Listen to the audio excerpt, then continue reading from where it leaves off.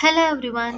மேல்முறையீட்டு மனுவை தள்ளுபடி செய்த நீதிமன்றம். ஜனநாயகன் ரிலீஸ் ஆகுமா ஆகாதா? வாங்க தெரிஞ்சுக்கலாம். ஜனநாயகன் படம் கடந்த 9ஆம் தேதி வெளிவர இருந்த நிலையில் தணிக்கை சான்றிதழ் கிடைக்காத காரணத்தினால் ரிலீஸ் தள்ளி போனது. இது தொடர்பான வழக்கு சென்னை உயர்நீதிமன்றத்தில் நடைபெற்று வந்தது. இதில் ஜனநாயகன் படத்திற்கு UNA சான்றிதழ் வழங்கும்படி உத்தரவிடப்பட்டது. ஆனால் அந்த தீர்ப்பை எதிர்த்து சென்சார் போர்ட் மேல்முறையீடு செய்தது. இந்த வழக்கின் விசாரணை 21ஆம் தேதி நடக்கும் என கூறப்பட்ட நிலையில் KVN நிறுவனம் உச்சநீதிமன்றத்தை அணுகியது. உச்சநீதிமன்றத்தில் இன்று 15/1/2026 வழக்கு விசாரணைக்கு வந்தது. இதில் KVN நிறுவனம் மேல்முறையீடு மனுவை தள்ளுபடி செய்தது உச்சநீதிமன்றம். மேலும் ஜனநாயகன் வழக்கில் ஜனவரி 20ஆம் தேதியே உயர்நீதிமன்றம் முடிவு எடுக்க வேண்டும் என்று உத்தரவிட்டிருக்காம்.